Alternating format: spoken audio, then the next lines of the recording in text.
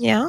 Gone to Destin, went to the beach, and then family reunion. It is family reunion season. It is. Yes. So yeah, we had mine a couple of weeks ago. We decided to do a cruise, and it was amazing. That's the first time Awesome. we stepped out of the box and had it off ground. Okay. So that was it was awesome. Though. Yeah. Wonderful. What about the two of you? Oh, so I have been outside in the community. Restore Games was a huge event at the Birmingham Crossplex, planned by the renowned Renee Price Hey, of Renee. Cardiology. She did an amazing job bringing the youth together with the city of Birmingham, Birmingham Police, the was the Housing Authority, and I think that's all. But it was a really, really great event. That's what's up. And I know you were inspired from that, which leads us to one of our guests tonight. But before we get to our guest, J Hat, what have you been up to? What I've been What outside, them weeks do? It ain't just been one. outside, concerts, literally, huh? community work, and in the words of Forrest, I'll be running. Okay. And everything is going well. All is well. All is well, man. Good to Good. see y'all, man. Glad to Good, be good, good. Well, let's get to it. We have MedsPlus Consulting every second Sunday. What's hot in health? And we also have a special guest tonight, one of the pastors in our community who is working and bringing the word and the mission. Everything is happening. So we'd like to hear from leaders in the community. And Wendy, I'm going to toss it to you to get us introduced and tell us who we got tonight. We have the amazing Apostle Stephen A. Davis. Hey, man. Refresh. Let me play the organ. Hold on. He didn't come here to preach. Let me though, play my okay? organ. Refresh Family Church, and it is in Center Point, Alabama. You guys, I have just become a member of this church. Okay. But to want to bring someone forward so that they can have a voice in the community because people hear the show, he has to be doing something right. And I'm telling you, he really is doing something right. And it speaks for his members, his congregation, the community around him. It's fertile ground. So, I mean, you got to get your family and your kids and come to a place where the ground is fertile. And once you see it, But I know he probably doesn't like to read his own press clippings. Okay. Okay. So a lot of people don't. A lot of great people don't like to read their press clippings because you're taught not to do that. But hey, other people read them. And, we learn from him, and I want to bring other people to him. So that's what's up. Well, thank you so much. Apostle Stephen A. Davis. Everybody, welcome to the show, Apostle Stephen A. Davis. How are you, sir? I am doing well. Woo, right? I like your intro. Lady I almost stole that from you. I'll let you borrow that. No, it's an honor welcome to be to the here. show. It's an honor to be here with you all. I feel good about being here this evening. Indeed, I thank Wendy for pulling it together. We were supposed to have done this before, and I'm going to tell you where we were when we had that conversation because I don't like to not remember. ADHD. We talk about it every day. We always talk about it. About it every day. That's what we do. As soon as it cross your mind, write it down. Like, oh yeah. So we are one of those shows where everything is a conversation. We need to know about everything. We have a pastor on the show. My dad's a pastor. We all go to church except for Eddie because he don't go no more. But Eddie used to be in church every day. Every day. Put me out there like that. Huh? I mean, you the only one. You're gonna start back on. Praise the Lord. Amen. Okay. So this is what we do. It's vital. Okay. So tell us a little bit about yourself, the man first, not the pastor, just the man. Like who you are, where you come from, who your family is. We got to know who up in here with us. Well, I want to thank Wendy for bringing me on. It means a lot to me to be on. I'm the original Stephen A. Davis. I have a lot of titles, but I go by my name now. The reason I go by my name now because it's authentic.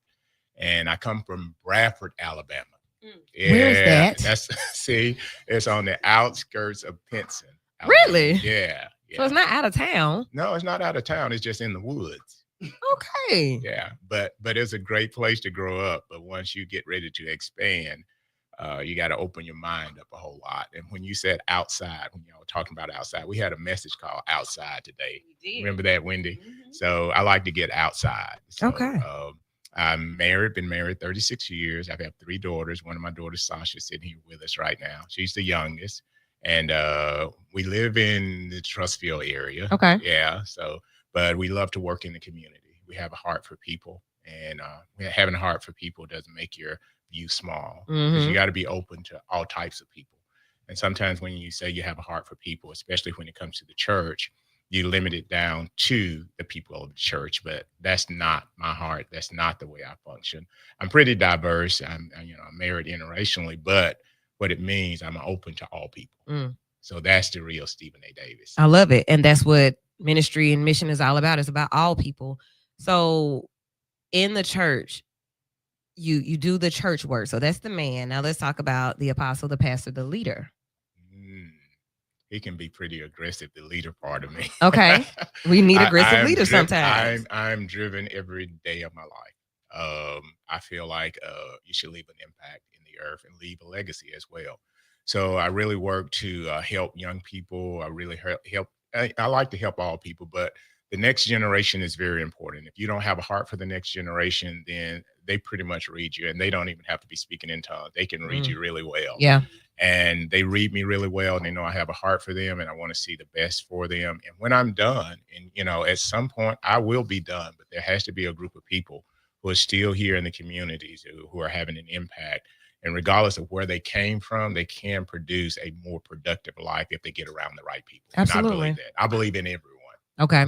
I appreciate that as well. So what I was just hearing before you came in here is that these young people that you're talking about have just been joining on their own. They're not joining with families coming. They're not, they're not being coerced. Like, you need to go up there so you can get baptized and join. That's not happening, but they're coming on their own. Yeah. What's happening? Well, really, it's hard to explain, but we started a baptismal over 2 years ago. Mm-hmm. We didn't even have water in the pool. Okay. Dry baptism. Yeah. Yeah. Oh, we get in there, Wendy. But we had 69 people responding, young people, for baptismal. So we had to start filling the pool. I got in the pool with the clothes I had on. We were doing an I Am the One service like today. And we had 69 young people come. They got baptized in the clothing that they had on. So it's been going since then. So we've had probably 400 or 500 people being baptized. We baptize people today, but there's just a drawing, and we want to maximize on that drawing and not treat it like it's just a program.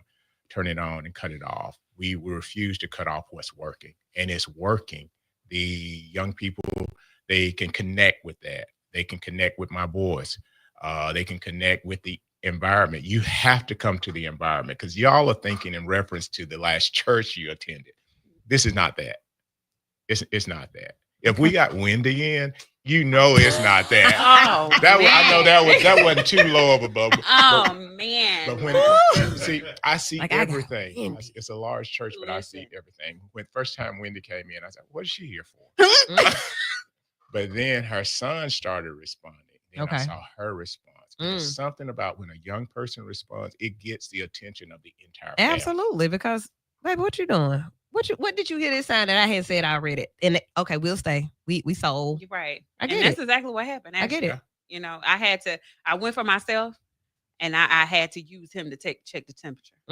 Yeah. Because it say a child shall lead them. That's but we ain't preaching. But that's Oh, what you just. preaching, But I had man. to. You preaching. But I had to use my son to check the temperature. You know know, what do I'm you saying? like it here? No, I So, don't like this. But he said, yeah, and he's gone everywhere with me. So it's like, he was like, oh yeah, this it. okay. So when he said it's okay, it's okay. I like what you just said about a child shall lead. Then we dedicated a baby today, and that was that's the message in the dedication service. I said, a child shall lead them, and let they come early, and that's when it starts. And that is what's missing a lot. We don't have that structure in our communities anymore, where young people are in church, or where parents or families are in church. So I'm so happy to hear that. I'm happy to hear that that's happening. And you said it's just happening. It's God working through you and through your church. Yeah, you have to create that environment. People feel welcome if the environment is created. Yeah. If I want you to shop, I have certain types of music that I'm going to play. If I want you to shop for a long period of time, I have to have the right type of music. So you'll forget about the time that you're with me. Yeah. So we got that kind of atmosphere that when the service is dismissed, everybody does not leave. Yeah. That's how we be. Y'all be taking pictures and talking, and Everybody don't be praying woke still. either, because it be folks on the floor. Oh, y'all still slain. they are slain. Do you And hear me? Listen, it's not because I lay hands on them. The spirit I'm slain. rarely out there, touching people. Yeah. But they really sense God there, and we're intentional about creating that atmosphere. Come on here, amen. All right. All right. So, in the midst of creating the atmosphere for such a worship experience and for people to feel welcome to worship and welcome to be who they are and receive whatever it is that they need, you've also made time to write books. Yes. I'm trying to see. Well, I can imagine. One's But I Am the One, and another how one is this Master Your happening? Peers. How is it happening? I got good help. Because he Hey, didn't have ADHD. That's probably who wrote it. That's I who probably does did. it. I I'm probably absolutely sure. did. That's who we are, the magicians, Creators. the magic makers. We are. Okay. Oh, you Right. better know. You better claim that superpower. So Yes. you've written. These are the latest 2. You've done 5. Yes. Yeah. See, that's something else. Okay, tell me about this. Tell me about these books. Well, I Am the One is just to build self-esteem. Okay. Let people know that you do have potential on the inside of yourself. But I use this term, you have to unpack yourself. And what happened with me, You have to watch yourself. unpack yourself. So you still have potential on the inside of you that you have not discovered yet. We use a terminology when we do kingdom teaching, rediscovering the kingdom. The kingdom of God is within us. And if you do not unpack yourself, you have not reached your full potential. So as I aged, I was thinking this is the time to land the plane, but I thought if I unpack myself, it's time to lift off. Mm. The load was light. You have to unpack. You hear me? All right. Right. So motivation and that you know, people reaching their full potential. Yes. A lot of people don't know what they have in them. They don't know their gifts. They don't know their talents. They don't know what they've been given to do or what to do with it. So does the book get into that? It does get into that just to stimulate it. Some things, if you stimulate, it'll do the rest itself. Okay. So I got into rooms that stimulated me. And sometimes those rooms were uncomfortable. It's the rooms that's uncomfortable that stimulate you, not the Sure. rooms that make you comfortable. And so many people seek rooms that make them comfortable, but that doesn't pull out the potential in you. If you feel like a first grader in that room, then that's the right room to be in, because that room is going to cause you to grow. And, Yeah. You always put yourself like this. This is a different room for me, but it causes me to grow, causes me to focus, causes me to think about things that I normally wouldn't think about. I'm with Woo right I love that. now. That's what's up. So when you are in these spaces, and I think all of us can relate to that in this season, having to pivot, having to Yeah. figure out what to do in this room. Like I'm in a room. I didn't even know that this building existed. Definitely not this room. But here Right. we are. But you want to know something that he said today that was like, Let me get my order. listen, Hold on. he didn't even preach today. Oh, okay. Go Okay, ahead. we had a guest pastor. Mhm. But he said at the end, when you go in those rooms, the rooms you've never been in before, shut up. That's what he said. He said, shut up. And it stuck with me because it was like confirmation, because I've been going in rooms that I've never been in before with people that I've never been around before that are way well versed in these things than I am. So when I go in the rooms, guess what I'm gonna do now? Shut up. Shut up. He said, do not let people know how ignorant you are. Mm. But it's true. It is so true, because he said you are speaking from where you were. Just and take it all you're- in. Take it all in. Take some notes. Yes, because you want to be invited back into the room. So don't come here saying the wrong stuff. Hey, don't ever bring her back. No, but she don't know God. nothing. And kept on talking. Yeah, So go in the room. rather than be intrigued than Yeah. already know, you Yeah. know? Yeah. If you stay in that room long enough, you'll learn the language, and you pay attention to Yes. the posture, and you read body language. So when I go into a room, I'm paying attention. So I want to meet everybody. I want to get here early so I can meet everybody, because I'm reading Same. the room. So my comfort is based on whether or not I kind of have an idea of who's in the room. Once I know who's in the room, then I'm good. Then I'm gonna have a good time this evening. I don't know how much time I have, but I'm gonna We enjoy got my some more time time. with you. Okay. I will say that you are in a room full of listeners and a room full of us. When we bring somebody in here, nobody jumps on anybody or try to keep them from saying what they need to say. Like, we listen. Not yet. I was about to get ready to start doing We that. listen and learn. We listen and we learn, boo. I was about to start being that way. But my mentors that I'm with now, they teach you not to be with people who always agree with you, Mm-hmm. because you don't grow. When everybody agrees with you, you're not growing. You need someone to challenge your thoughts sometimes in order to stimulate growth in yourself. So I have a different philosophy about things, but it helps me in what I do. I love it. So the books, we'll talk about the books again. Then I saw Jay Hat leaning in. The first book, I am the one. I am the one. Y'all know our logo. I am vital. I am vitally the one. Where can they find StephenADavis.org. Okay. Yeah. Go So to my directly from website. you. Yeah, Okay. directly from me. I love it. And this book was all this I Am the One movement is a product, excuse me, of the pandemic. So I use this movement to keep our church strong in the pandemic. So we only had 10 people in the church at that time. Yes. We have memberships of thousands, but this helped to maintain the morale in the inside of the individual until we came back together as a church, and then it just snowballed from there. So we had signs up, books, all types of paraphernalia, shirts. You know, people go to interviews with an "I Am the One" shirt on and get the job. Yeah, I am the one. Yeah. Yeah. Let me get one. All right. I love it. J Hat, what you got? This is another pastor too. We in here. Right here? Mm-hmm. No wonder he's so quiet. He was reading the room. What you got? Yeah, I was just gonna say, be quick to listen, slow to speak, and that's just you learn more from people who are higher because they're able to pull you up. You know what I'm saying? So if you're around everybody that's on your level, then all y'all getting off on the same floor. But you got to ride super duper elevators. You know, like Outcast, you got to be on elevators. I said, let me pull that up. All right, get on the elevators. The other book. What is the other one that you brought? Master Your Fears. A lot of times we don't know we have fears. Right. But Moses was afraid, and he had been given a great task. So the Lord tested him by using a staff. He threw the staff down, it turned into a serpent. He told him to pick it up while it was a serpent. When he picked it up, it became a staff. He used the staff for deliverance to a large number of people. If you're going to deliver a city, you need to pick up that staff. You can't deliver a city without picking up the staff and representing what you used to be afraid of. I like that. So mastering your fears. So I'm gonna bring Eddie in on that part.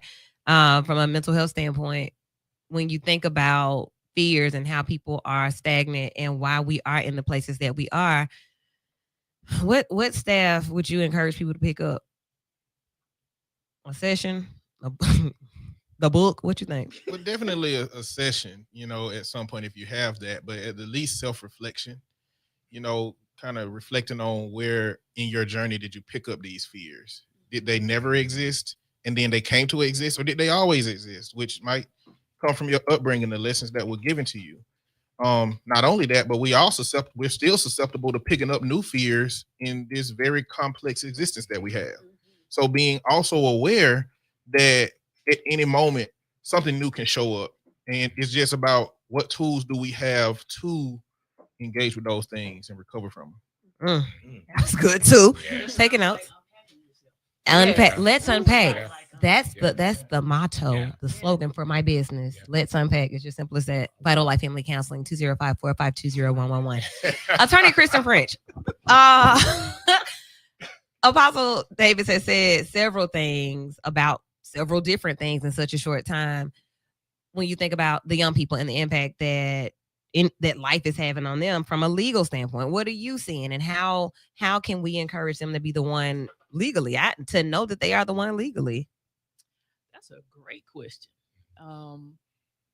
I'm really not sure where that would start, but my first guess would be home.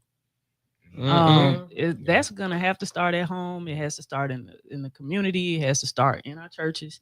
I wish I've really been thinking about that lately, and just I think we all have. We talk about that a lot here. Yeah. What could we do with the next generation to, you know, bring them in, make them more aware, make them better people, make them have an eye for making better decisions. Yeah. And so I'm not quite sure. I hear in that though, when I think legally, and then also in areas, and I want Apostle Davis to jump back in on this with what happened in Homewood. Like, if I know I am the one, what does that look like? Or if I don't know that I am the one, what does that look like? Or what happens how does it look? What does that look like? And if you don't know what I'm speaking of, a lot of people are wondering, like, how do we educate our young people about where to go, what to do, how to comply, what to wear, how to be the one and still know how to comply. But one thing you have to do is, when you have influence, you leverage that influence. As our attorney was talking, I was thinking about leveraging your influence. So The radio broadcast, it's influence. The pulpit is influence. So you use that influence and you leverage it. Our people, African American people, are not being represented well because those who have influence are not leveraging that influence. You need people of power coming together, leveraging their influence, because there can be a cry in the community, but it's not the people who have the influence that are representing them properly. So we have to start leveraging that influence, bringing people together. So if I called a meeting, you're going to have thousands of people to show up. So I leverage that. So people listen to me because I have a large number of people follow me. Now, if we're divided, we're not leveraging. So I come together with Dr. Thomas Beavers, the star. So what we done, we're leveraging our influence, which meant on Easter, I got up and I exhorted and he preached. I got enough influence to sit on the front row and listen to him preach. And I don't need any validation because I've already been validated. So I leveraged that to bring a larger crowd together. Yeah. And more young people are being impacted by that because they want to see us come together. They've seen us fight for a long time. But if we leverage that influence, come together and let them see that and experience that, then that's a drawing factor right there. So putting ego aside and being able to serve, we have to be able to Definitely. serve and be able to know that Definitely. I am the one, but I really ain't the one. The one is who put me in this position Exactly. to do this. Right.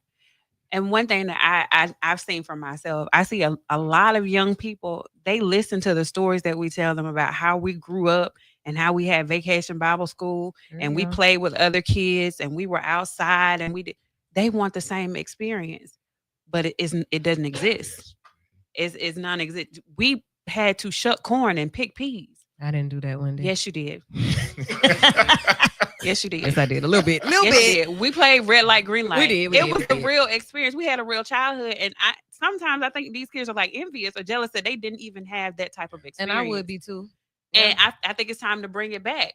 But it takes things like this and leveraging your influence to know that there are places to go. There are churches you can go to where you're welcome, where they're non-judgmental and they're transparent themselves. I think that was one of the things that kind of drew me to the church. You have to have a leader that's transparent as well.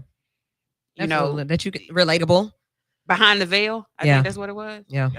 So you have to have a leader that's transparent so that once you walk into that atmosphere, you can be yourself. You can unpack and you feel safe. All right. So Apostle Davis, we got a few more minutes with you. What else is on your heart? People are always on my heart. Amen. I wake up every day to help someone.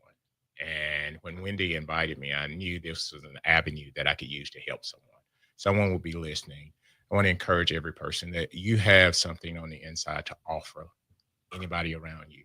You have quality, you have value. It doesn't matter what you've gone through. And a lot of times we go through a lot. Don't let what you've gone through decrease your value. In fact, God said in his word that your treasure in earthen vessels, everything you brush the dirt off of, you'll find the gold and the silver and all the precious stones. Just brush the dirt off of it. Hold on. She's playing the organ.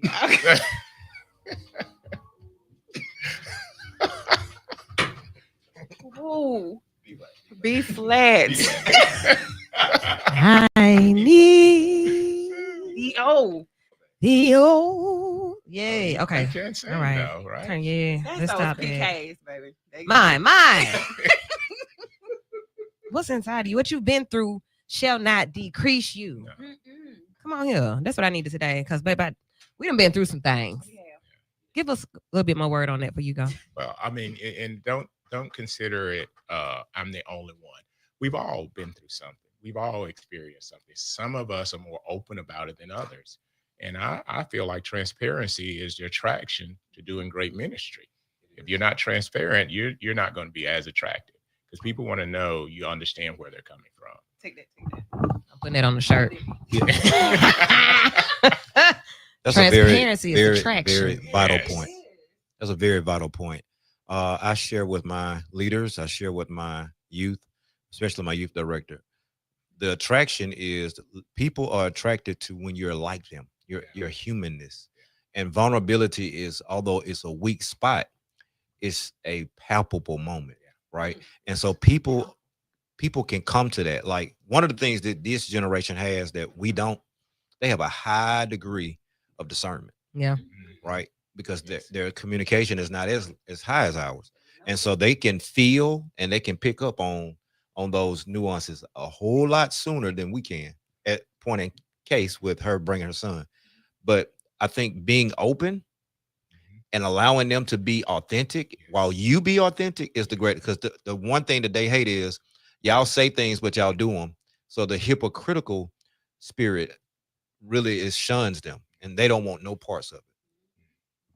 They didn't stay out of grown folks' business like we was Yeah, told we to. go say We had them in the room. These kids are in the room. Okay? Just stay right here. Okay, So I ain't gonna sermon is change up very high nothing. 'cause they heard too much. Yeah. They been exposed to too much. Apostle Davis, Bad. give us your contact information again. Tell us where the church is and how to get the books and how to keep up with you. Well, you can go to stephenadavis.org. Refresh Family Church is 117 12th Court Northwest, Birmingham, Alabama, 35215. You can go to my Facebook page. You can go to YouTube, Stephen A. Davis, on Instagram, Bishop Stephen Davis. So any of those avenues will take you to me, and there's always great content on there, always something encouraging. I do a Tuesday morning segment. I am the one at 6 a.m. It is powerful. It's always packed every Tuesday morning for the people who are awake. It's worth setting your clock to get up because it's always going to be something to encourage you, and you will conquer your day after you come up with that I am the one segment. At 6 a.m. 6 On a.m. Tuesday. every Tuesday. Every Tuesday. He don't miss a Tuesday. Wendy, you on there? Yeah. Yes, they tag me. Kiki will tag me. Get up. Sometimes she'll text me, wake up, because if I'm not up, she'll get me up. That's what's up. Thank you so much for spending some time with us, encouraging us. That, like, it doesn't take a lot. You don't have to I don't need a whole sermon all the time. Sometimes you just need A word. just a word. I need a word. I don't Oh even know if my that's a song or God. not, but thanks for the word. Just a little word. Just a little nugget. Stephen A. Davis, he said the original. That's what you said when you first started. I don't know the other ones, but I'm the original. So go check out the website, check out the church, and be encouraged and know that you are the one. Thank you so much. On the way, we're going to tie all of this together. MedsPlus. So if you take care of yourself spiritually, you also have to take care of yourself physically. You have to take care of yourself holistically. That is the vital way to life. We don't even have a break in between. So, ladies, if you are listening and can hear me in the other room, come on in this room. Come on in the room. MedsPlus. Thank you so much, Apostle. So, Eddie, I know you are ready, as always, for what's next. And we always talk about what's hot in health with MedsPlus. Y'all have to be quiet. We're on the radio. We're on the radio. Okay. Oh, my goodness. All right. What's hot in health? I don't know what has been happening as far as Kennedy. I ain't heard nothing. Where is he? Kind of silent for the moment. Yeah, where is he? Which means probably not some good problems. Oh. When they be quiet for too long, they doing something, they gonna pop up with some unfavorable nonsense. Okay. Well, I hadn't heard anything. I hadn't seen anything. Well, what I know is they haven't done anything about measles, the measles outbreak that's been going on. What I do know is that this new big beautiful bill is going to impact a lot of people's access to healthcare, presumably a pathway to increasing measles and these other issues that's going on, because when you realize like people barely want to go get their health taken care of, and now you're saying, well, you can't go, and so it's like we're not going to try to go. It's just a pathway for more sickness and more limited access. Well, in studio, our sisters from MedsPlus Consulting. Hey, y'all. Hey. How's it going? Things are going well. How are you? All is well. So in the midst of what we're talking about as far as people and prescriptions and insurance, things are still going well. Yes, things are still going well. Okay. We are still, MedsPlus is growing, and we invite everybody in the audience to continue to grow with us. So check us out if you need a pharmacist, anything health related, wellness screenings, check us out. Awesome. So we don't, like I said, I haven't heard anything about what's hot in health other than the same. Everybody talking about the BBL smell. Oh, I saw that today. The BBL smell. Everybody is claiming autism. And ADHD, they love our symptoms. Y'all don't want this. What else, Eddie? Can I just say something, Lady Wu, What since you that? brought up ADHD? Yeah. I've been listening to this really interesting book. Hey, y'all, this Dr. Jennifer. As it relates to menopause. Because I hear so many women complaining about perimenopause, all of the changes, wanting to grab supplements over the counter. So as I'm listening to this book that was written by a physician, and she talked about how little women's health issues have been studied over time and studied in medical school, her attitude changed once she went through peri and then menopause. And ADHD is one of those things as it relates to women in menopause. It can be disguised as brain fog, all of the other things, but the power of estrogen and testosterone is real. Because, girl, okay. What? Yeah, you had to tell us what you're listening to. I would love to hear that. Perimenopause has been a thing that we've been seeing a lot of. And it's like everybody can't be going through it at the same time. All y'all 38 and 40. I think it has more so to do with your friend group. So all of y'all are about the same age. That's why it seems like all of your friends. I mean, because the same thing with us. I don't mind saying I'm 48 years old. And my body is changing from back when I was in my 20s and early 30s. And as a result of that, as those hormones start to decline, things start happening. And these are things that for a lot of young girls, our moms didn't talk to us about perimenopause and menopause. So they talked to us about our cycle and what to expect when that starts coming. But nobody really told us about, the symptoms of perimenopause and menopause. So it's important. All we knew is the change. Exactly. And for a lot of women, you can't have babies anymore. That was it. And you're going to be hot. You're right. You're going to have hot flashes. That's it. But nobody talked about brain fog. Nobody talked about, inattentiveness. Yeah. Lack of, what we have? Not just libido. What's the other one? Sex drive. The low libido. That. You're talking about the dryness? No, it ain't sexual, Jennifer. We want to know where you're going. I'm trying to think of it. I'm having brain fog. Yeah,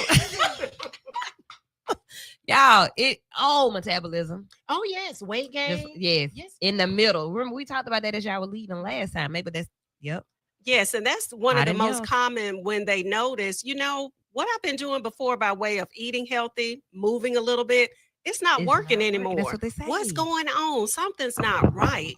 And, you brought up the sexual part, or you were telling me not to, but it's a part of it. And I think that's a part of where some of the taboo came in, because it was often felt that once you turn a certain age, women's sexual function or ability just decrease and you have to accept it. That is not the case. You have to be comfortable talking to your doctor about your changes, what's going on with you, because there are so many treatments that are out there and available. Men can't be the only one with a little pill. Okay, now. We need it too. Who they gonna be with? Some young girls. You better come home to mama.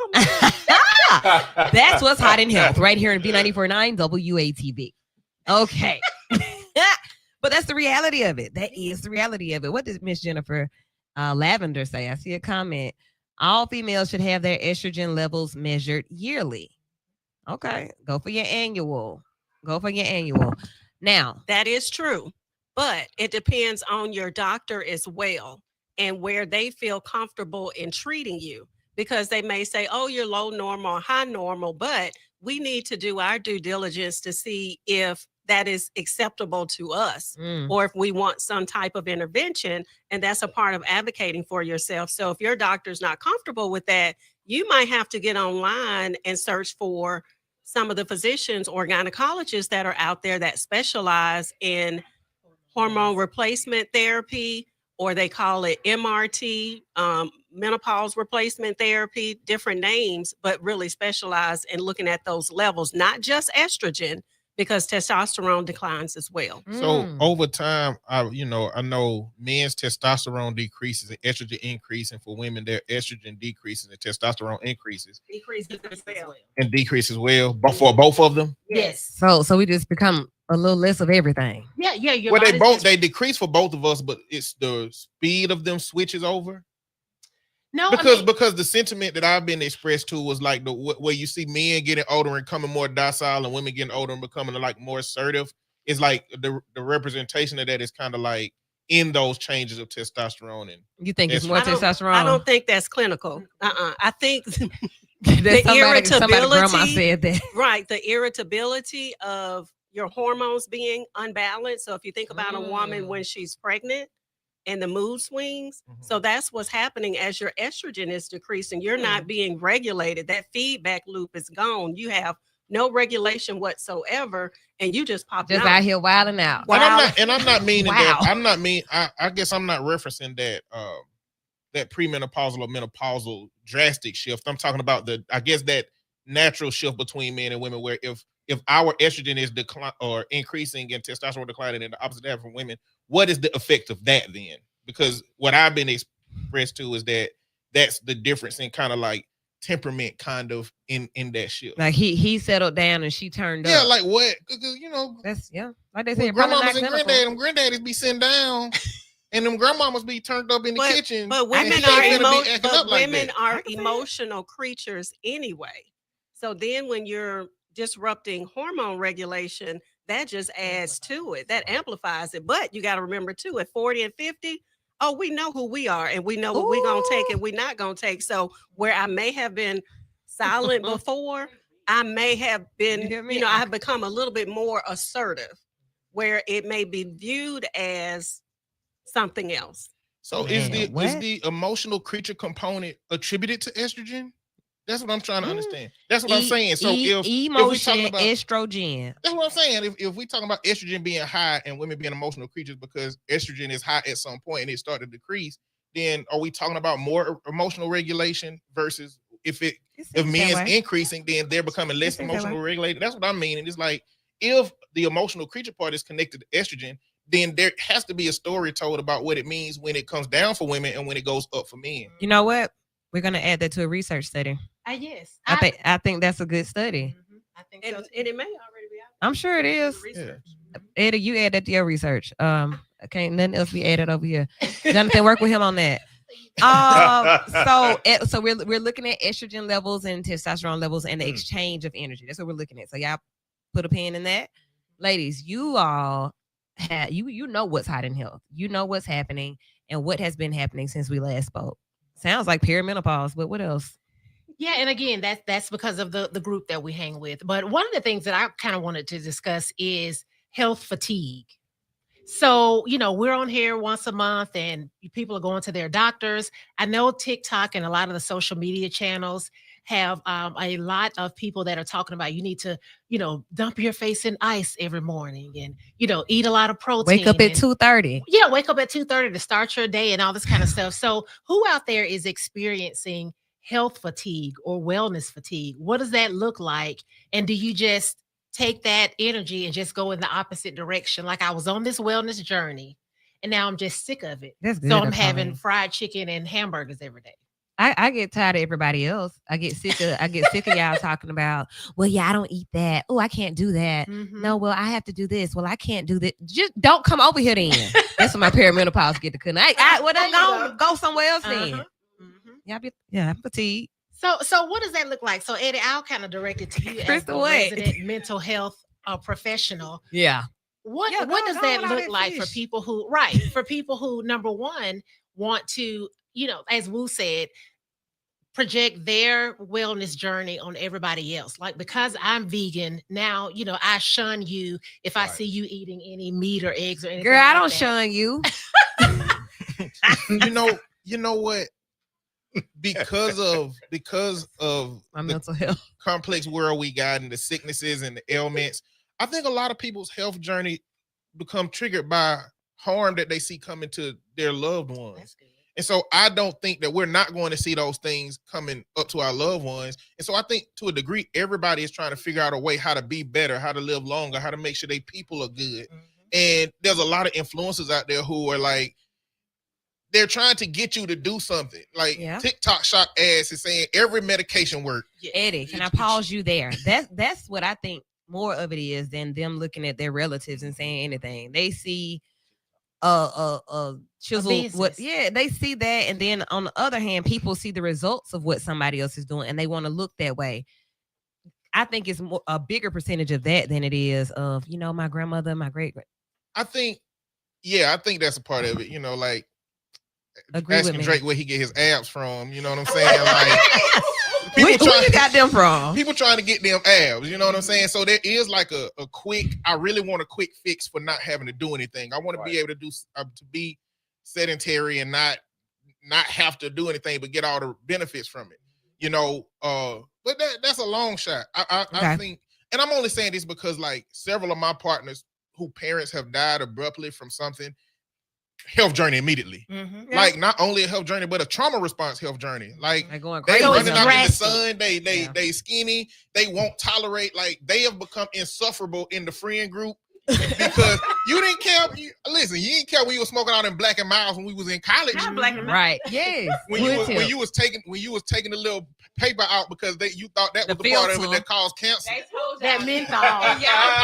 Y'all was rolling them black. You gotta take that filter out. Yeah. Like you wasn't on this kind of time then, and so I think like that popularity part, the like popular health part is like that's the pipe dream. That's the thing. But I'm talking about like when you really trying to get into a health journey, I think it's because people done almost seen somebody die.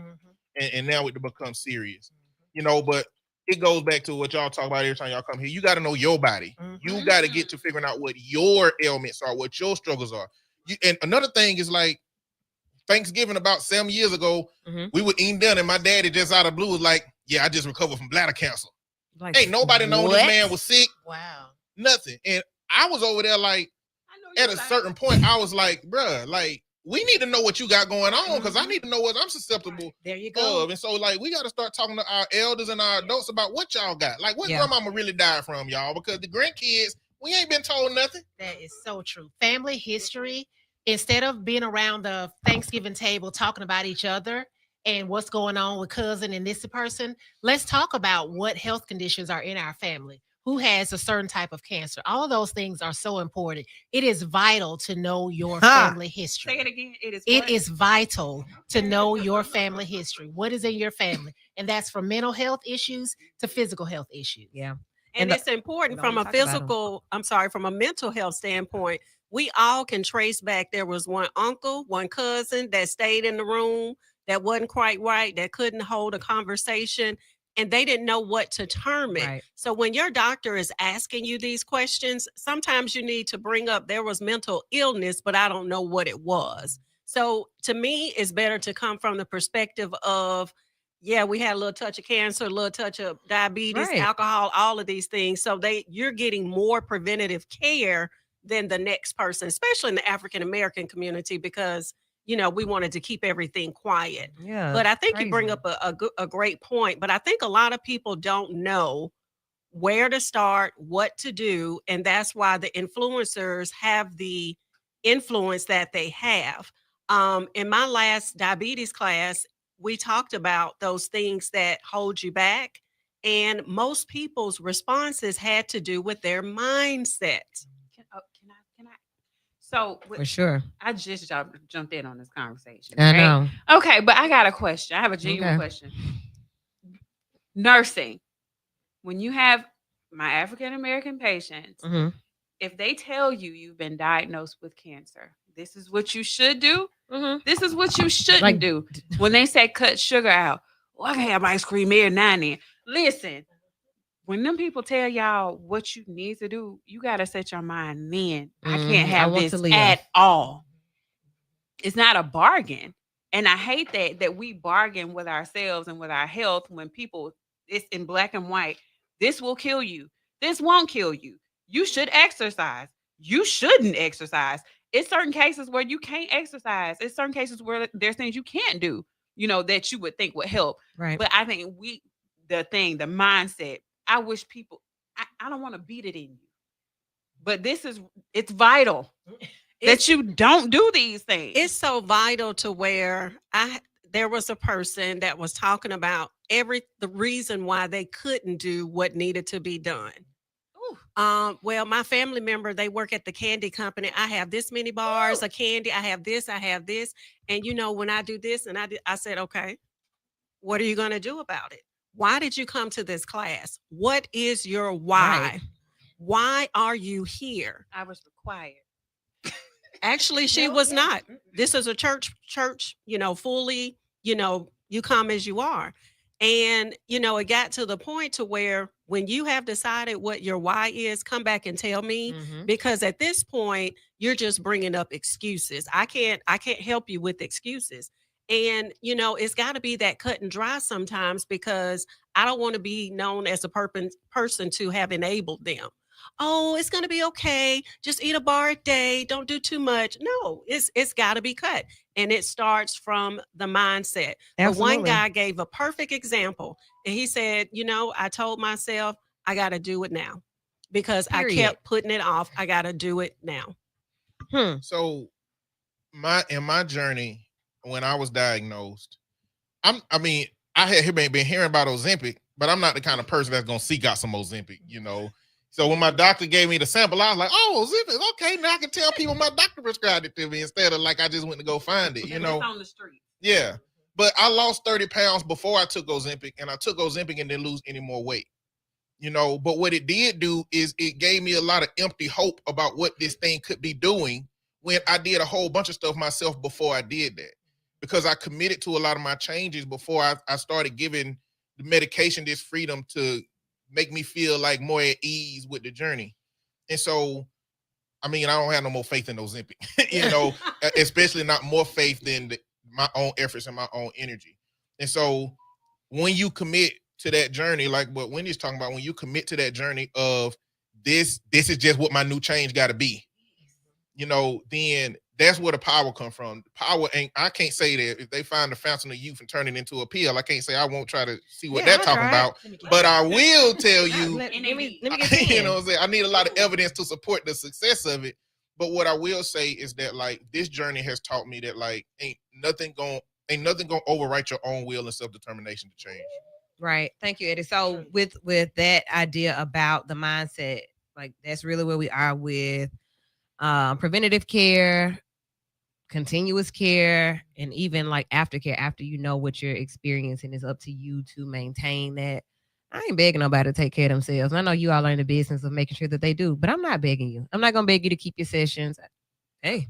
Yeah. Hey. And that is that a level of provider fatigue though? Yeah, because stop playing. Somebody else can have this spot. But so what do we do with that? What do we do when our healthcare provider? Because here's the reality. A lot of people may not have the innate ability to say, okay, you know what, I'm facing this, so I have to do a complete 180 with my healthcare, with my mental health, whatever it is, in order to make these changes. Maybe I can go, 60 degrees. Maybe I can go 100 degrees. So we got to start, as providers, we have to be able to meet people where they are. Yeah. And be able to say, okay, this is what I'd like for you to do. But in pharmacy and in healthcare, we talk a lot about patient-centered care. So instead of us as providers saying, as your healthcare provider, this is what I want you to do, we have to be able to say, this is the goal. But what can you do? What do you feel like you're capable of in order to get to that goal? Because we don't want to turn people off by saying, listen, I'm your provider. This is it. You have no other choice but this. I appreciate that. And so our approach is different in mental health care. You're going to work with me to create your goals. These are your goals. So if you ain't going to keep the goals, guess what I'm not going to do? When I go home, I go home. I put your chart in the back because this person here wanted theirs in the front. So look, people think that pharmacists only fill prescriptions. I'm going to say this every month. You all do so much more than that, though. Like so much more than that. What all is offered at MedsPlus? So, yes, we do dispense medication. Oh, it's not called fill prescriptions. Exactly. Dispense. What is it? Dispense medication. It's the difference between shampooing and hair washing. Yeah. We ain't washing nobody counselor head. and therapist. shampoo. So what I would do to kind of break it down, other than just saying the services, let me just kind of paint the picture what it is to fill a prescription or dispense medication. Oh, come on. First of all, we have to be able to read or know the medication the doctor is prescribing. Okay. So we can typically tell by the name. If we're unsure, we can kind of break it down by the ending, what class of drug or medication is to. We can look at the diagnosis code. We can look at how it's prescribed. At the very least, we can, reference our resources to see what it is or call the physician's office. Okay. Most of the time we get it, right? So once we do that, if you're already a patient of ours, we're going to look at the medications you're currently taking to make sure this fits. Also for the diagnosis as well. So sometimes you'll see a cardiologist send something in that a PCP may normally prescribe, and that could be Farxiga, which is a drug that was first introduced for type 2, but it has the heart or cardioprotective effects. So a lot of cardiologists are prescribing it. So then once we take a look at that, we can get a picture of what this patient is going through. So then when the patient comes to pick up the prescription, I like to kind of cast a picture of who this patient is, who they're about, how did they find out about MedsPlus. Like I was telling a student of mine, what helps me comfortable of filling your prescriptions is I got to have a story.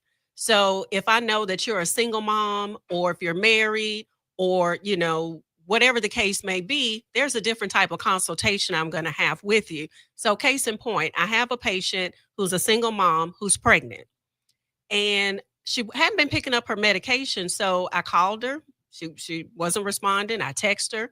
She finally responded, and I said, well, hey, what's going on? We kind of talked through some things, and, come to find out there were some issues that were going on. So we're more than just take a prescription, count it, put a label on the bottle, sell it at the register, ask you if you have any questions, and go on your way. We are going to kind of get a picture of who you are and where we see that we can insert, or where we feel like we can offer other resources for help. And in this instance, that's what I did with this single mom. Okay. And she was actually getting prescribed some mental health prescriptions. And I was like, wait, what's changed? Yeah. And we kind of had a discussion about something I didn't know about her. Well, of course, she had to feel comfortable, and I had to feel comfortable asking the question. So I felt like we had that rapport. But that's what it should be like, other than me just looking at a screen and just giving you this and taking your money. I want to be able to help you holistically. So if there's a mental health we need to refer, call me. Vital Life Family Counseling, 205-452-0111. Absolutely. If we need to, refer you to a cardiologist or someone else that you don't know about, then we can do that as well too. So we do all the things. Love it. What's your phone number?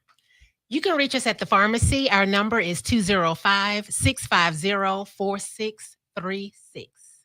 And if people like the process of switching your meds, I'm sick of waiting this long line. Every time I go to this place over there by the hospital, it's a long line all the time. And I need to switch my prescription somewhere else. Yes, transferring your prescriptions is super easy. You just give us a call. We'll ask you a couple of questions, and then we take care of the rest. We'll ask you if you want to come pick up in our office, or if you want to deliver it to your home or office. Y'all hear Either that? way. Delivered? Yes. They get delivered. Delivered. Okay. Yes. Okay. Yes. Absolutely. So we take care of all of that for you. Just call our office, 205-650-4636.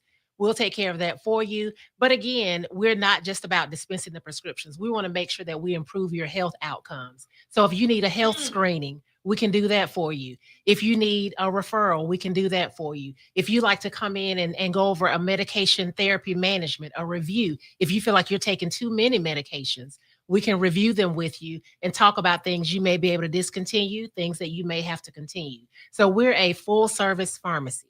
Love it. All right. MedsPlus every second Sunday right here on the show. What's hot in health? We talked about a lot of stuff real quick. Perimenopause. And I'm going to say this before we go. Perimenopause seems to be like a new phrase. I never heard of perimenopause until recently. All we knew was menopause. Well, it's kind of like, back in the day, we knew about diabetes, but we didn't know about pre-diabetes, which is that phase right before you get to a diabetes diagnosis. as we learn more, we change terminology, we change phrasing. And so perimenopause is just the time around menopause. So you're not completely in menopause, but you're starting to have those symptoms, the hot flashes, your cycles are becoming irregular, those type of things. So it's not anything that's majorly different. It's just given a term now. It's Gotcha. around menopause. Gotcha. Couple of comments I'm going to share, and then we're out of here. MedsPlus treats the whole patient. There you go. And then the final one, immunizations are also done. That's from Miss Kennard. Vaccine queen. That's my mommy. Our mamas be on point. That's right. And y'all have an amazing night and a great week. Tune in tomorrow, 12 noon for Lady Wu's Midday Fun Shui, kicking off with the free lunch flashback at 12. It's the Mood, Music, and Motivation Monday. Vital will return. Unless it's a holiday, we'll be back next Sunday at 7 p.m. right here on the V. Y'all be vital.